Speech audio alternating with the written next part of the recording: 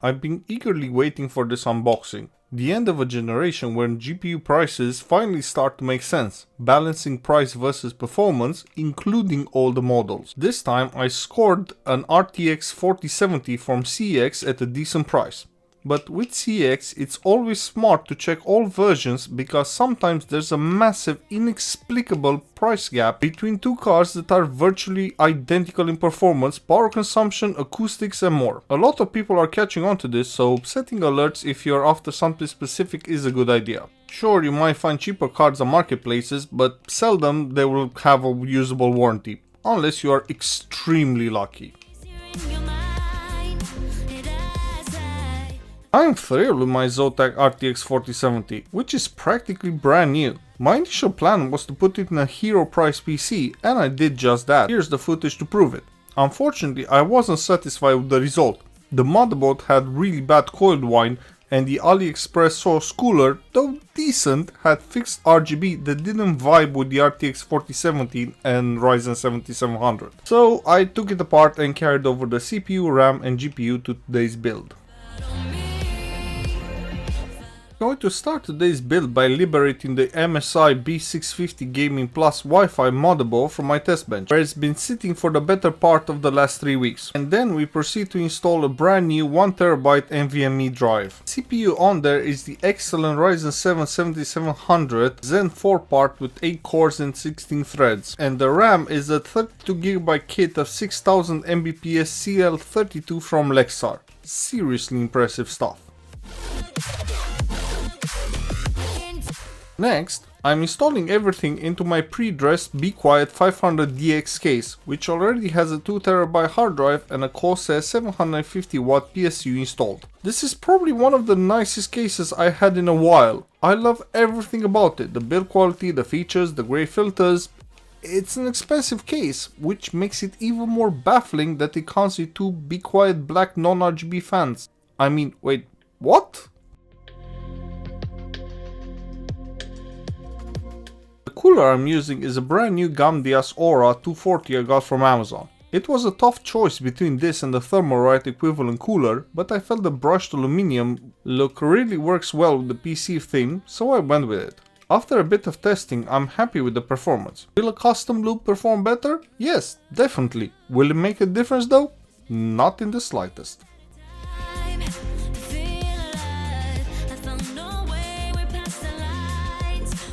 And finally, after installing the GPU, it's time for the first power on, and oh dear, we have a few bugs to work out. Apart from the annoying flashing though, the PC booted up normally. Although it's worth bearing in mind that this is AM5, so normally can mean a while. So anyway, I'll finish it up and I'll see you in the benchmarking section. In the meantime, here are some pictures of the finished product.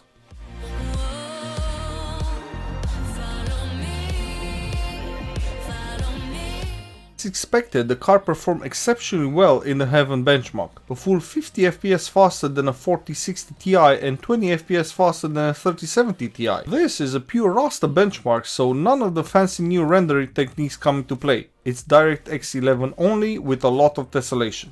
Just a side note, all benchmarks are captured using Shadowplay, which unfortunately does affect performance. The GPU usually sits around 97% due to video encoding, so expect 5 to 7% more FPS on average without it.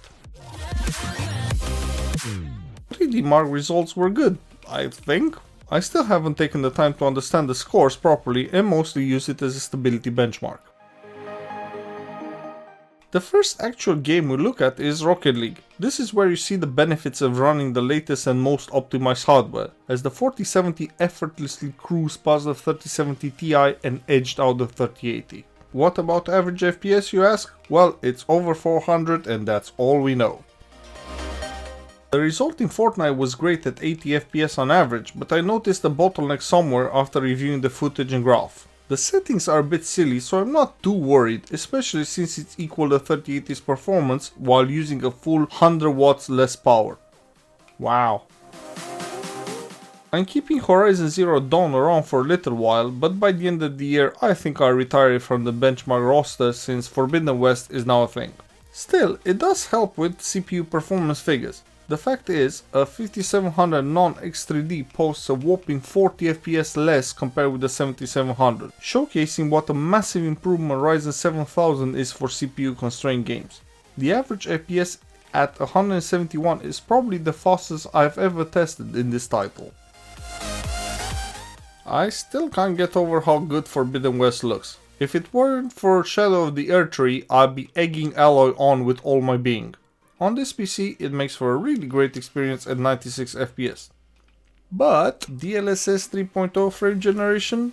Yes, the game has it, the 4070 supports it, and I don't care if people think it's cheating to make big numbers go bigger.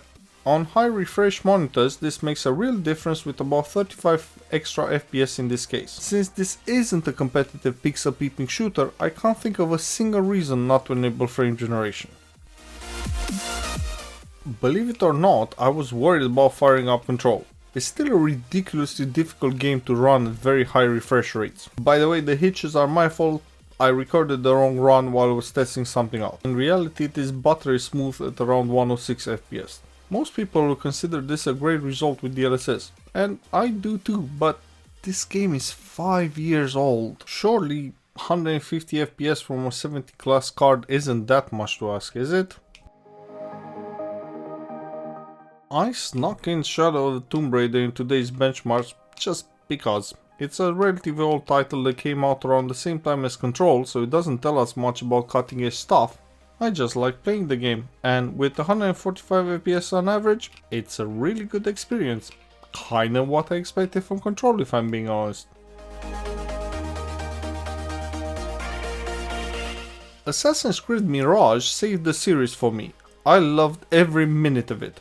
Maybe it's nostalgia for Altair or something, because the story wasn't super gripping, but the gameplay and location were focused and exactly what I've been missing. Back to the hardware though, the CPU was at over 70% utilization, probably due to all the NPCs in the benchmark. But in actual gameplay it's usually lower than that, and at 107 FPS on average with everything turned up, we saw super smooth frame pacing for a superb experience.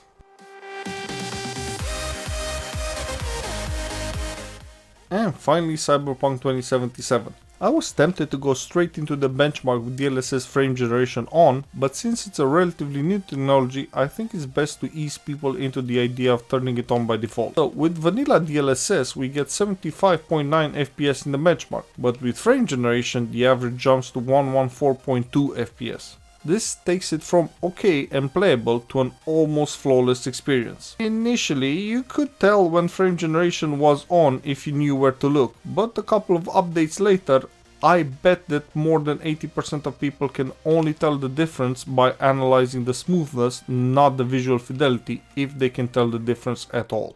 And that's it for today's video. I hope you enjoyed it, and I'll see you in the next one.